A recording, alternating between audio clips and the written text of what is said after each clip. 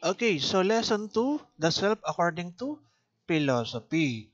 So last time we talked about introduction to self-understanding. Now, without further ado, let's proceed to the next lesson, the self according to philosophy. So first things first, yung nakalagay dito, yung definition ng philosophy. So philosophy is defined as the study of knowledge or wisdom from its Greek roots Philo or love, and Sophia, wisdom. This field is also considered as the queen of all sciences because every scientific discipline has philosophical foundation. So kung makikita natin yung Philo at Sophia. So 'di ba? Love of wisdom, pagmamahal sa karunungan or sa kaalaman, yung mga philosopher kung tawagin natin. So given na naman siya, okay? And hindi naman natin kailangan masyadong elaborate yan. And also, di ba, may mga times na meron kayong nababasang pangalan na Sophia, yung pala nga ang ibig sabihin na ay wisdom. Di ba? Pagka babae Sophia, may ganong pangalan. So, wisdom pala yun, Alright? Ngayon, dito sa pangalawang statement or sentences, sinasabi na the queen of all sciences itong philosophy. So bakit?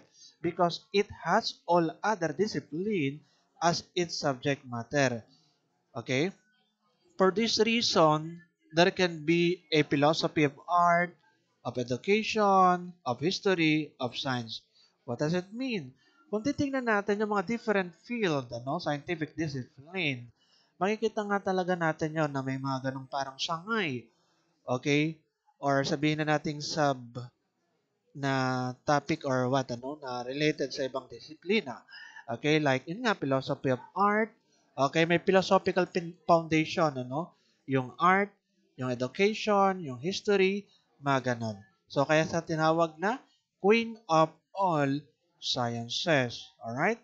So, ngayon, dito nakalagay various thinkers for centuries tried to explain the natural causes of everything that exists specifically or that exists nga specifically the inquiry on the preoccupied uh, on the self preoccupied this philosopher in the history. Okay. The Greek philosophers were the ones who seriously questioned myths and move away from them in attempting to understand reality by exercising the art of questioning that satisfied their curiosity, including the question about self. Ngayon, ang tinutukoy dito, kung ating babalikan, yung mga tao kung saan, una muna, ang focus nila ay natural world or physical world. Tinatawag silang mga pre-Socratics, a group of early Greek philosophers, most of whom were born before Socrates, whose attention to question about the origin and nature of the physical world has led to their being called cosmologists or naturalists. Ang point nito is that bago pa sina Socrates, okay, may mga tao na popular na iba yung pinag-aaralan. Kasi nga sina Socrates, mga BCE, 200 plus BCE or before Christ, sila namayagpag, and then sumunod kay Socrates ay si Plato, tapos si Aristotle, something like that, So nakikita natin na bago ang mga yon, yung mga philosophers, mayroong mga tao na iba yung focus. At ang tinatawag sa kanila or ang tawag sa kanila ay cosmologists or naturalists. Ang pinaka-focus nila ay physical world. Let's say for example, kung ating makikita, sina Thales. Hindi ko lang kung kilala niyo si Thales, Si Thales, si Pythagoras, Parmenides, Heraclitus, mga ganun, So kung titingnan natin si Thales, na ang focus niya is more on predicting the solar eclipse. So more on the physical world. Whereas si Pythagoras is dun sa kanyang Pythagorean theorem. 'Di ba? Kung ating i-recall kapag sinabi nating Pythagorean theorem sa mathematics, we have a squared plus b squared is equals to c squared.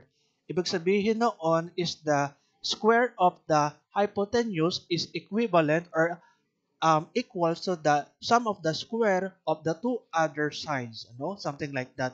Kapag ka sinabi nating Pythagorean theorem. Pero hindi tayo sa math, ano? Now, akin lang nirelate yung ganong bagay. So, the thing is, parang ang focus nila ay physical world or natural world, ano? Something like that, ano? Yung mga taong ating nabanggit. Let's say, for example, then, sina Parmenides nga, ano?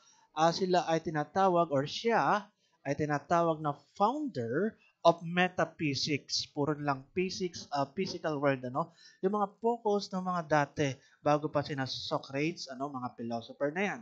Alright? So, ganun lang naman yung ibig sabihin dyan. Alright. Now, let's proceed to the next. So, unlike the pre-Socratics, Socrates was more concerned with another subject, the problem of the self. So, kumbaga, dati, ang focus is the outside or the physical world.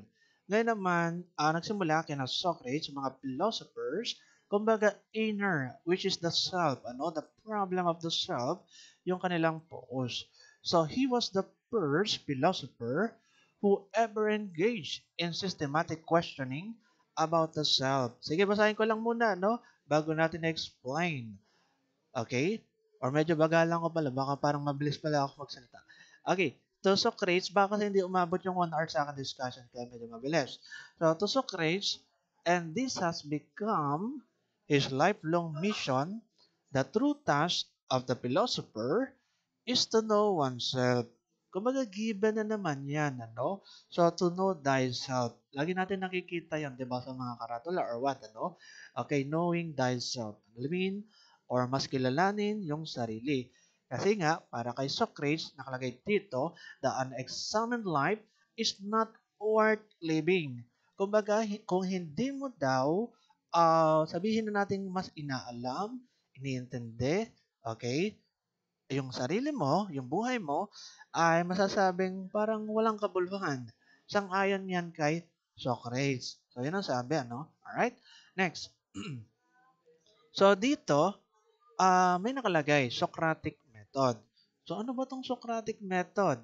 The method of inquiry and instruction consisting of a series of questionings, the object of which is to elicit a clear and consistent expression of something supposed to be implicitly known by all rational beings. What does it mean? Ngayon, kapag sinabi natin Socratic method, kumbaga, pag nakikipag-usap ka through dialogue, di ba? Okay? Nagkakaroon ng series of questioning. Let's say, for example, on certain topic or things ano na pinag-uusapan ninyo na magkakabarkada.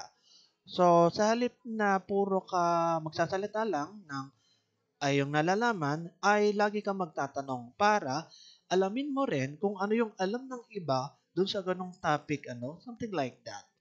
Okay? So, basta ang nakapalab sa Socratic method ay series of questioning. So, sa ibang definition, nakalagay ay discussion and reasoning by dialogue. Okay? A method of intellectual investigation. I repeat, discussion and reasoning by dialogue, a method of intellectual investigation. Okay, so halimbawa daw, ano, sang-ayon dun sa example dati, or ito na lang, sige, magawa na lang ako ng bagong example on the spot. Let's say, for example, magkaklase. Halimbawa, kaibigan mo. Okay? And then, yung kaibigan mo, tinanong mo kung ano yung definition ng love para sa kanya. And then, kumbaga nagpapalitan kayo ng idea na ganito or what, ano, something like that, ano, about the topic love, ano. So, marami kang pwedeng maitanong about doon sa ganong topic, ano. So, magpapalitan lang kayo in a way na puro magtatanungan kayo. Okay? So, in that way, na-apply yung Socratic method. And alam nyo, tingnan nyo rin halimbawa, kapag may mga group activity, siguro pwede natin ma-apply din itong mga ganito. No? Like, nagkakaroon ng brainstorming. Diba sa brainstorming, nagtatanungan yung magkakagrupo, no? Or something like that. So, I think, in that way, pwede natin ma-apply yung idea ng Socratic method. Now, the thing is, ang focus kapag ka Socratic method is more on discussion over argument. Okay? So, ganon. So, the thing is, di ba, mas maganda yung discussion kumpara sa argument. Kasi nga, kapag ka argument is to find out who is right. Whereas, ang discussion is to find out what is right. Diba? Merong pagkakaiba between the two. The arguments and the discussion. So, diba, halimbawa, kapag ka nakikipagtalas-tasan ka sa iyong kausap, or halimbawa, nagkaroon ng argument. So, diba, lagi naman talagang inaalam or tinitingnan dyan kung sino yung tama or mali. Okay? Kung sino yung bida. Whereas kapag ka discussion, ay mas healthy siya, 'di ba? Which is mas good. So, which is connected siya dun sa Socratic method na ating sinasabi. Alright? So, yun lang, yung kay Socrates na ating unang, na nalaman, Socratic method, tapos yung to know thyself. May dagdag ko lang sa to know thyself, yung know oneself, the true thoughts of the philosophers, to know oneself. Isa sa paborito ko na kasabihan or sabihin na nating um, saying nga, o nga, kasabihan, quotation, ni Socrates is that, ang sabi niya is, all I know is that I know nothing. All I know is I know nothing. Ibig sabihin, alam nyo kasi, kapag ang tao ay umaalam-alam na, so, marirealize niya na, wala pa pala akong alam. Okay, mga ganun. Alam nyo kasi, kahit naman sa ibang bagay, applicable to. Kapag ka naroon ka na sa puntong mataas, kahit sa anong bagay to, or marami kang nalalaman or what, parang nagiging humble ka eh. Parang ganon. Ayop na nagigets nyo yun. Pagka dumating kayo sa puntong ganon, na ba, magaling ka sa ganyan, or kung ano man, pagka dumating ka sa punto na magaling ka na sa isang bagay, parang nagiging humble ka na. To na yon. The same idea doon sa sinabi na ni Socrates, marunong siya, matalino siya, o knowledgeable ba siya sa iba't ibang mga bagay, and sasabihin niya is, all I know is that I know nothing. Okay, that's it. So I think let's proceed to the next. So in here, according to Socrates pa rin naman, self is dichotomous, which mean composed of two things. We have here the physical realms, are the one that is changeable, temporal, and imperfect. The best example of the physical realm is the physical world. And we have here the ideal realm is the one that is perfect. It should be perfect, huh? Okay, correction lang. And unchanging, eternal, and immortal. These include the intellectual essences of the universe like the concept of beauty, truth, and goodness. Moreover, the ideal realm is also present in the physical world. So, ganito yan, So, kapag ka sinabi nating physical realm, ang pinaka-best example nga niyan is yung ating physical world. So, bakit? Kasi kung ating titingnan, ang physical world ay consisting of anything we sense. Let's say, for example, sense of touch, sense of smell, sense of hearing, sense of feeling, sense of tasting. Kumbaga, yung mga different senses natin is always changing and deteriorating. Nagbabago, humihina sa paglipas ng panahon. 'Di ba? Halimbawa, kapag ang isang tao tumatanda, humihina ang pandinig, humihina ang paningin, which is normal. Nagde-deteriorate. Kumbaga, lahat ng dito sa mundong ibabaw, okay, using our senses, ay temporary lang, imperfect, nagbabago-bago. Okay, that's the thing, So, basta anything na ating nakikita, nafe-feel, natatouch using our different senses dito sa physical world, yun yung ating tinatawag na physical realm. Okay na? So, ganun lang kasimple. Simplihan lang natin na talagang accurate yung paliwanag. Alright, next. We have here the ideal realm is the one that is perfect and unchanging, eternal and immortal. This includes the intellectual essences of the universe like the concept of beauty, truth, and goodness. Moreover, the ideal realms is also present in the physical world. Okay, so one may define someone as beautiful or truthful, but their definition is limited and imperfect, where it is always relative and subjective. Now, ang ideal realm ay sinasabing perfect, unchanging, eternal, and immortal. Ngayon, kung i-connecta natin dun sa example or concept nito, ano na, beauty, truth, and goodness. Halimbawa na lang, sa usaping goodness. Sa usaping goodness, let's say may tao. Yung taong yon as individual ay mayaman and matulungin, sa mga nangangailangan. Kumbaga, philanthropist siya, no? Something like that, I mean, may big businesses siya, something like that. And then, marami siyang natulungang tao, maraming nakakakilala sa kanya, mga ganon, etc. Kumbaga, one time, binawian siya ng buhay. Yung, alam ba, lalaki, na mayaman, mga ganon, binawian siya ng buhay. And then, paano natin may apply yung ideal realm doon, sa goodness, na ganon. Kumbaga, kahit na siya ay patay na, ay nananatili pa rin yung legasiya na naiwan niya eternally, immortally. That's the thing kapag ka sinabi nating ideal realm. Unchanging, eternal, and immortal. Which is tunay naman talaga yon, Kumbaga kapag ka namatay ang isang tao na maraming naitulong sa society, okay, and maraming nakakilala sa kanya, yung kanyang contribution ay kahit lumipas ang panahon, ay nananatili pa rin magpakailanman. So, yun ang tinatawag nating ideal realm. Kaya think about those heroes natin, Mga Pilipino. Let's say, for example, si Rizal, kahit lumipas na yung isang daang taon, Mga ganon, still, inaalala pa rin natin yan. Okay? Or kung ano man, etc. Ito nga, on the spot, naisip ko lang, halimbawa, yung mga street. Alam niyo yung mga street na, alam ba, napupuntahan natin, okay, mga kalye, 'di ba may mga pangalan. So yung mga pangalan na 'yan ay nagmula sa mga taong malaki yung contribution doon sa, let's say, doon sa lugar na 'yon or doon sa ibang lugar na naging inspiration kaya ganun yung pangalan na 'yon, 'di ba? Ng street. So ganun pala 'yon. So kumbaga, nakikita natin na nananatili, okay, in terms of, let's say, may mga nagawa kasing maganda. So that's the thing.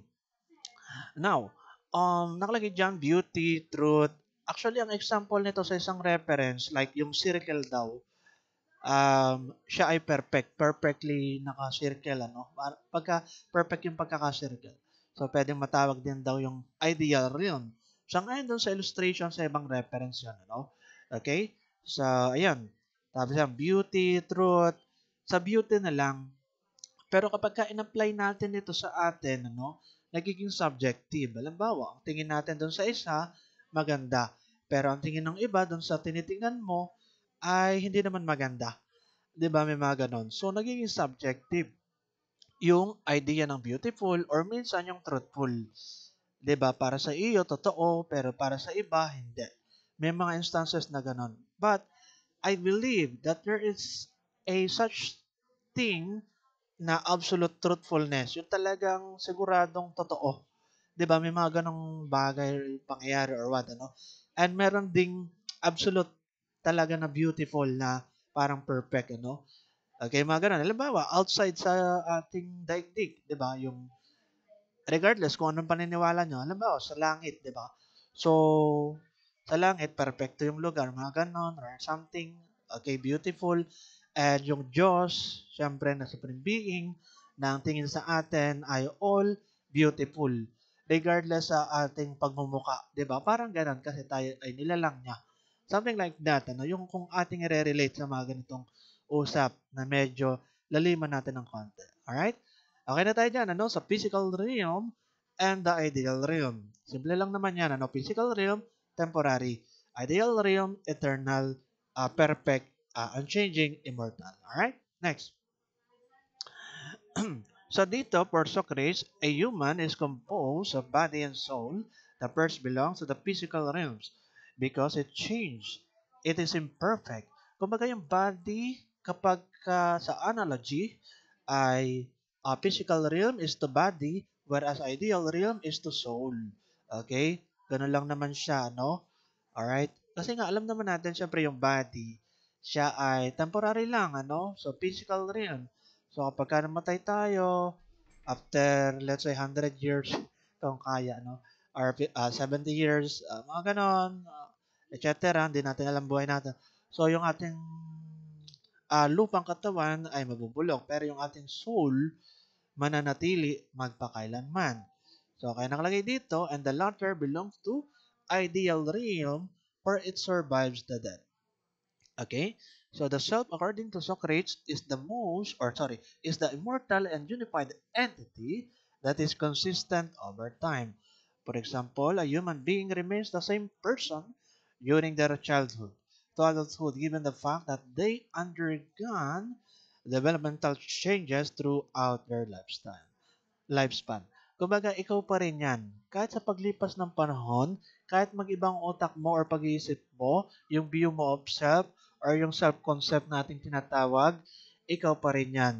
'Di ba? Kung ating babalikan lang ano kapag ka sinabi natin self-concept, it is basically comes to your mind when you are asked about who you are. So, kumbaga regardless kung mag-iba-iba yung self-concept mo sa paglipas ng panahon, same person, ikaw pa rin yan. Okay? So, yun. Ano, okay na tayo kay Socrates? Ano? I think let's proceed to the next. We have here Plato. Sino naman tong si Plato? Siyempre si Plato ay estudyante ni Socrates. Okay? Best student daw ni Socrates. So, ang basa nyo siguro Socrates. Pero Socrates daw pala yun. Ano? So, yan. Estudyante ni Socrates, si Plato. And sa pagkakatanda ko, pala, no, may dagdag ko lang. Okay? According to the history, si Socrates, he was not able to write any of his teachings and life accounts.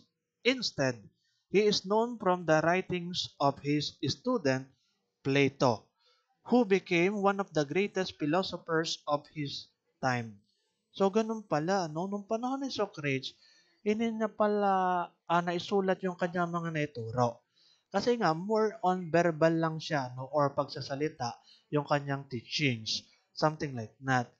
Kaya ito si Plato, siya yung parang dahilan kaya kung bakit nagsalin-salin or naipasa-pasa or sabihin na natin na preserve yung turo ni Socrates dahil ni Plato na kanyang best student. Kasi siya yung mga nagsusulat ng aral ni Socrates. Alright. So the three components of the soul, according kay Plato, the three components of the self, we have reason, enables human to think deeply, make wise choices, and achieve a true understanding of eternal truths. Plato also called this as divine essence. Kumbaga, given na naman to. I mean, madali naman siyang intindihin, ano? Kumbaga, the moment na tayo nakakapag-isip, nagagawa ng decision, okay, yun yung ating reason, ano? So, kumbaga, yung ating mind, yung reason. Alright? Given na yan, hindi natin masyado palawigin. We have here appetite is the basic biological needs of human beings such as hunger, thirst, and sexual desire. Ito yung mga pangunahin na pangailangan ng mga tao, ano? Di ba, kapag ka nagugutom, kumakain, nauuhaw, umiinom, mga ganon. Tapos kapag ka sa mga may asawa na, yan, yung mga sex, ano, mga ganon, etc. So, which is basic needs naman siya, no? Appetite. So, given na naman yan. And then the spirit is the basic emotions of human being, such as love, anger, ambition, aggressiveness, and empathy.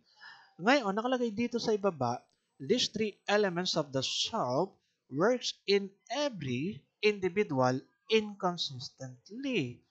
Okay, what does it mean? Inconsistently daw na nagwo-work yung three components of the self or the soul na reason, appetite, spirit. Okay, sa paanong paraan? Kasi nga, may mga times na mas dominant yung appetite over the reason. Let's say for example, may mga times na masyado kang kumakain on certain period. Parang ang takaw-takaw mo. Which is para bang, may mali na. Okay? Di ba may mga times, siguro sa inyo, no? Kahit ako minsan ganun, no? Yung bang napaparami yung kain na parang wala ng control. Kumbaga, in that way, mas gumagana yung appetite mo. Kaya nakalagay dito, works in every individual inconsistently. Hindi nagiging balance kasi mas nagiging dominant yung isang component ng soul mo over the others. 'Di ba may mga ganon? Okay? So, pero yung iba naman, kaya naman kain ng kain, kapag sila ay na-stress, 'di ba may mga times na ganon, stress eating ang tawag.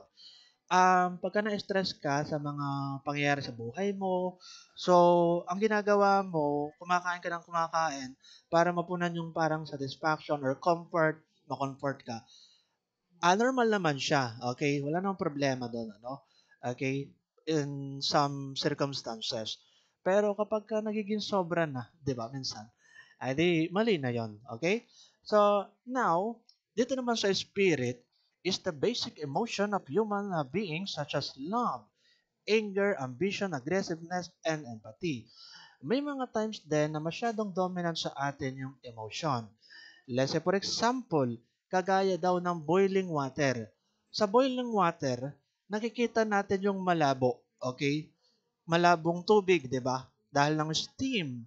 Hindi natin nakikita ng maliwanag. The same thing kapag tayo ay galit. Kapag ka tayo galit, hindi natin nakikita ng maliwanag, okay? Or na-assess ng ayos yung ating sarili. Na nakakagawa tayo minsan ng something bad. Kasi nga nadadala tayo ng emotion, anger, sadness, or kung anumang negative emotion. That's the thing, ano? Kaya nagiging imbalance. So, mas nagiging dominant yung spirit minsan. Alright? So, para daw masabing healthy, dapat siya ay working harmoniously. Okay? Itong reason, appetite, and the spirit. Okay na? I hope na nakakasabay kayo sa aking dinidiscuss. According to Plato, it is always the responsibility of the reason to organize, control, and establish harmonious relationship between these three elements. Yun ang sabi natin, ano? Kailangan harmoniously working itong reason, appetite, and the spirit, ano, para healthy tayo. So ngayon dito, meron tayong sabihin na nating illustration na tinatawag sa metaphor of Phaedrus. Pwede nyo i-take down note. Phaedrus. Phaedrus. Ulitin ko sa mga nagte-take down notes. Phaedrus. Phaedrus. So ano to? Ito yung representation ng three components of the self or the soul according kay Plato. So we have here charioteer. So kapag sinabi natin charioteer, more on siya yung nagkocontrol. Siyempre naman, alam nga naman yung kabayo ang nagkocontrol dun sa charioteer. Ang word nun, di ba? Anyway, moving on, ano? So itong charioteer, siya yung reason. 'Di ba? Siya yung nagtithink, siya yung nagme-make ng decision. Okay? Whereas meron tayong dalawang horse. We have the white horse and the black horse. Okay? Dalawang horse lang yun ha, walang red horse. Okay, black and white lang. Anyway, pero joke lang yung red horse. Now, dito sa white horse, kung ating makikita, pwede nating may-represent siya na spirit. Something good, di ba? Okay? Or yun nga, emotion, mga ganun, katulad ng kanina, ano? Emotion of human beings such as love, anger, ambition, aggressiveness, empathy. So, ang white horse ay spirit. Ang black horse ay appetite, 'di ba? So, 'yon, yung mga hunger, thirst, yung mga biological needs. So, ganun lang yung representation na yan na kinokontrol ng reason yung dalawang aspeto ng ating self or component ng self natin. Okay na? So, I think let's proceed to the next. René Descartes. So, sino naman tong si René Descartes? So, si René Descartes, nakalagay dito, a French philosopher, mathematician, and considered the father of philosophy. Descartes' famous principle, the cogito ergo sum, I think therefore I am, established his philosophical views on true knowledge and the concept of self. What does it mean? Alam ko kayo, nung high school kayo ay narinig nyo na mga palangalang ito, mga philosophers, sa parang inyong lesson yata or lecture or subject na parang related sa philosophy. Pero, bibigyan natin ng mas lalim, Okay? And mas malawak na paliwanag yan. So, dito kay Rene Descartes, nakalagay dyan, I think, therefore I am. Okay? Kung anong iniisip mo, yun ka. 'Di ba? Ganon daw yon. Cogito ergo sum. Actually, kahit sa Biblia, merong nakalagay na ganon na idea na I think therefore I am. Kung ano yung isip mo sa sarili mo, ganon ka. Pero sa tunay na buhay, depende pa rin yan. Minsan kasi iba yung talagang assessment natin sa ating sarili, okay, or tingin natin sa ating sarili, ang tingin ng iba sa atin. Okay? So ngayon, kung iko-connecta natin, so dito, sa baba, he explained that in order to gain true knowledge, one must doubt everything, even own existence. Para daw tayo makagain ng mga kaalaman, karunungan, okay, is kailangan tayo ay nagda-doubt, which is maganda yon, So, ganito, halimbawa na lang, alam nyo yung mga bata, mga maliliit na bata. So, let's say hundreds of question per day ang kanilang tinatanong nga, which is normal. Wala namang masama doon. Kasi nga, babago pa lang silang nakaka-accumulate ng mga different knowledge. I mean, babago pa lang sa kanila kung ano yung mga nasa paligid nila or kung ano man, something like that. So, nagkakaroon ng doubt or nagkakaroon ng mga question about everything, mga ganon. So, doon daw nagiging yung true knowledge. Ngayon, we're talking about doubting. Yung kasi ang focus dito doubting makes someone aware that they are thinking BS, thus they exist, Kumbaga, the fact or the moment na ikaw ay nagda-doubt, na ikaw ay nabubuhay or nag-exist or nag-iisip, So, therefore, ikaw ay nag-exist. Ulitin ko lang kumbaga, the moment na ikaw ay nagda-doubt, okay, nangangamba na, and ikaw ay nakakapag-isip, so that's the moment na masasabi na ikaw ay nag-iisip, nag-exist, So the essence of self is being a thinking thing. Alright? So, ganon. And then the self is a dynamic entity that engages in mental operations, thinking, reasoning, and perceiving processes. In addition to these, self-identity is dependent on the awareness in engaging with those mental operation. So, nakalagay pala dito na yung ating self-identity, di ba, sabi dito, I think therefore I am. Kung ano lang pala yung level ng awareness mo sa sarili mo, yun yung self-identity mo na nakikita sa sarili mo. Okay, using yun nga, thinking, reasoning, and perceiving processes. I hope na nagigets nyo yun. Okay? Kasi nga, alam niya, sige, connect ako nga sa totoong buhay. Kalimitan sa tao, syempre, yung paniniwala nila na hindi nila kaya. Alam ba, hindi nila kayang maging successful sa kung ano, or mga bagay na, basta, ayun na nagigets yung point ko. Pero, once na ma-expand mo yung iyong mind, parang ma-realize mo na limitless pala yung tao. Okay? Na regardless na wala kang background sa ganito or ganyan, na skills, so marirealize mo na kaya mo rin pala yon or kaya mo rin i-master yun or yung mga ganun. Minsan may mga ganung times Okay? So, I have na nagigets yung point ko. In addition to this, self-identity is dependent on the awareness in engaging with those mental operation. Kaya nga minsan, pagka, alam ba, nakikita natin, yung mga taong takot mag-risk or sabihin na nating takot sa mga challenges, sila yung mga taong mababa lang yung naaabot sa buhay.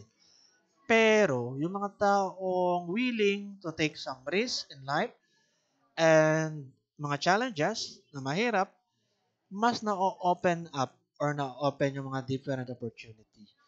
And mas na-discover nila na magaling pala sila sa ganun. Alright? Mga ganun. Marami pala silang ability, Mga ganun. That is why, kung ating babasahin ulit, I repeat, self-identity is dependent on the awareness in engaging with those mental operation. Okay? So next, the self then for Descartes is also a combination of two distinct entities, the cogito, the thing that thinks, which is the mind, and the extension of the mind, which is the body. So tayo daw ay nahahati sa dalawa, sa mind and body. So yung cogito, the thing that thinks, which is the mind, and the extension or the extension of the... Okay, so dito kay Rene Descartes nating sinasabi, wait lang. Ano ba to? The essence of self is a being, a thinking thing, And dun sa pinakababa nating nasabi is yun nga, tayo ay nahati sa dalawa. Cogito and the extension, the mind and the body. So, merong mga tinatawag tayong Cartesian dualism. Pagka sinabi natin Cartesian dualism, yun nga, pwedeng mag-separate daw yung idea ng mind and the body. Parang ganun sa pagkakatanda ko. So, ang tawag doon ay Cartesian dualism. And dito, the body is nothing else but a machine that is attached to the mind. The human person has it, but it is not what makes man a man, if at all that is the mind. Okay? Para kasi sa kanya, hindi niya masyado nakapokus doon sa idea ng body, kundi sa mind. Okay? Si Rene Descartes. Kasi nga, thinking, yung focus ng kanyang view of self. The essence of self is being a thinking thing, So, ganon. And then, based dun sa isang reference na nakalagay, basahin ko lang he also maintained that the soul and the body are independent of one another and each can exist and function without the other. Kumbaga yung ating body and soul, separate lang daw talaga yan, Na pwede mag-exist yung isa kahit wala yung isa. Okay? Let's say for example, yung soul, kahit walang body, may soul pa rin. Diba? May mga ganon. Or kumbaga mababaw na illustration, kapag daw tayo natutulog, yung iba sinasabi na humihiwalay daw yung ating kaluluwa, pero yung body natin naka-maintain doon. 'Di ba may mga ganon? Pero alam nyo, pero medyo malalim na to, yung mga tinatawag na astral projection. Pero sige, hindi ko na i-discuss yun. Ibang topic na yon at related yon sa ibang subject. Yung parang literal daw na humihiwalay yung kaluluwa dun sa katawan, may mga meditation na deep, para ma-accomplish yun or ma-achieve yung mga ganon. Okay. Now, the thing is, yun nga, yung mga ganong usap na ang body and soul are independent of one another and each can exist and function without the other. Okay? So, halimbawa nga daw, let's say for example, pagka na-comatose, mga ganun daw, yun ang mga example kasi na sinasabi. Tapos, sarili kong example, kapag ka nakita nyo yung ipis. Yung ipis, kahit walang ulo, ay buhay pa rin ng ilang araw. Kahit isang linggo yata yun or halos ganon. Kumbaga, hindi niya kailangan ng utak. I mean, kailangan niya ang utak para siya ay mabuhay. Pero, siya ay nabubuhay kahit walang ulo or utak. Pero, in just, several days, something like that, So, kaya nga sinasabi ng iba, utak ipis. Ibig sabihin nun ay walang utak or maliit lang yung utak. Okay? So, kasi nga, pinaka-survival ng ipis ay yung kanyang body. Okay? Pero kapag walang ulo siya, hindi siya gumagalaw-galaw. Pero, dati kasi sa experiment, diba, nakatanggal ang ulo ng ipis. Tapos, itry mong galawin gamit ang stick. So, magre-response yan, Or magre-respond yan. Okay, automatically. Kahit walang ulo. Or, gagalaw siya. Something like that. Pero buhay pa rin naman yan. Ganon, Kumbaga, separate yung utak niya and yung kanyang body, Something like that. Yun naman ay sarili kong illustration, Okay, na kinumpara ko lang kay Rene Descartes, So, bilang philosopher. So, anyway, ano pa ba? Sige, baka pala ako magtagal. Sige, next. Saint Augustine. Ito na, last na nga to, he is considered as the last of the great Asian philosophers whose ideas were greatly Platonic. So, kapag kasi sinabi natin Platonic, ay pwede nating i-define siya as related kay Plato. Ibig sabihin, yung idea ni Plato, okay, ay kanyang in-embrace or pinangahawakan din na ang body and soul, meron tayong part na gano'n, ano? Which is tunay naman, okay? So, pwede yon sa Platonic. And also, kung titingnan natin ano, sa ibang reference or definition, kapag ka sinabi nating Platonic, ang pagkakatanda ko dyan is that purely spiritual and not physical. Okay? So, something like that. So, ganito. Medyo, sige, paliwanag natin ng konti. Ano? Siya ay philosopher na nga, religious pa. 'Di ba? Kalimitan sa mga philosophers, hindi naniniwala na may Diyos. Like sina Aristotle, Socrates, Plato, or kahit ngayon, panahon ngayon na, yung mga philosopher ngayon, kung inyong tatanungin, kalimitan sa kanila ay hindi naniniwala sa Diyos. Parang bihira na kung meron man. Ayun nga, si Saint Augustine, pangunahing naniniwala na may Diyos, tapos philosopher pa siya. No? So, ganon. Platonic. So, in melding philosophy and religious beliefs together, Augustine has been characterized as Christianity's first theologian. And he concluded that the body is united with the soul so that man may be entire and complete. It's a fact we recognize on the evidence of our own nature. According to St. Augustine, ito explain ko ano, at bigyan ko ng emphasis. According sa kanya, no, meron daw tayong two realms. Human nature is composed of two realms. Una, God as the source of all reality and truth. Through mystical experience, man is capable of knowing eternal truths. This is made possible through the existence of the one eternal truth, which is God. He further added that without God as the source of all truth, man could never understand eternal truth. This relationship with God means that those who know most about God will come closest to understanding the true nature of the world. So ganito, hindi natin malalaman yung eternal truth without the connection or relationship kay God. So yun ang sinasabi natin dyan. And dito, nakalagay is that, um, tawag dito, this relationship with God means that those who know most about God will come closest to understanding the true nature of the world. Kaya tingnan nyo ha, ito practical lang. Ito yung sarili kong illustration. Tingnan nyo yung mga religious people, yung mga palasimba or basta taong simbahan, religious people. So minsan, na-interpret natin sila na judgmental. Nasasabihin natin, konting galaw ko lang, mali na kagad sa paningin nila. Bakit kaya ganun ang tingin nila sa akin? So, ganito, kasalanan na kaagad or what? Di ba? May mga ganun tayo na pag-iisip sa mga religious people, ano? Okay? Kasi nga, kung ating apply to sa idea ni Saint Augustine, okay, na sinasabi niya na that those who know most about God will come closest to understanding the true nature of the world. Okay, kung i-relate natin, kasi mga religious people, mas nakikita nila, mas nagiging sensitive sila sa sanlibutan. I mean, yung mga practices, gawain na masama, so mas nagiging aware sila, na konting ganito, talagang mali na yon para sa kanila. That's the reason why sinasabi dito na ganon. Yun naman yung sarili kong interpretation na, pero I think connected din naman siya sa ganong idea. Okay? Yon. Kaya kayo magtataka bakit ganun ang mga taong religyoso daw, mga judgmental. Pero yung pala, ay masyado silang sensitive na konting kasalanan ay talagang maling-mali na talaga para sa kanila. Whereas sa iba, hindi pala sa atin. Kasi nagdaan din ako doon sa pagiging religious. Okay?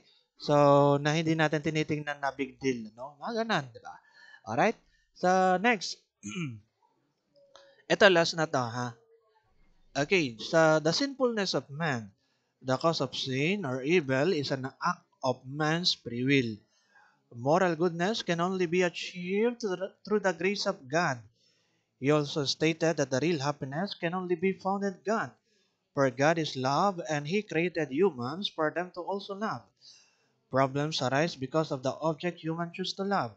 Disordered love results when man loves the wrong thing, which he believes will give him happiness. Okay? So, kaya daw tayo nakakagawa ng kasalanan, okay? Dahil daw sa ating free will or sarili nating choices. 'Di ba sabi sa Biblia, pero hindi ako nagpe-preach ha. Sabi sa Biblia, may daan na tila matuwid, pero ang dulo niyaon ay kamatayan. May mga times na tila masarap gawin, pero yung pala ay makakasama sa atin. Okay? So, yun ang pinupunto ni Saint Augustine na the sinfulness of man, the cause of sin or evil, is an act of man's free will. Dahil sarili mo yung choice eh. Pinili mo yan eh. Okay, decision mo yan eh. Kaya ka nagaganyan. 'Di ba? May mga times na ganun daw. Kaya nga, kung mapapansin niyo ha, may times na maraming sinasabi ang magulang sa inyo na, wag kang lumabas ng ganito or wag kang pumunta doon or something kasi nga, masyado silang concerned sa iyong safety, ano, 'di ba? Kaligtasan. So, yun nga, yun naman ang dahilan diyan. Kaya, yun nga, matuto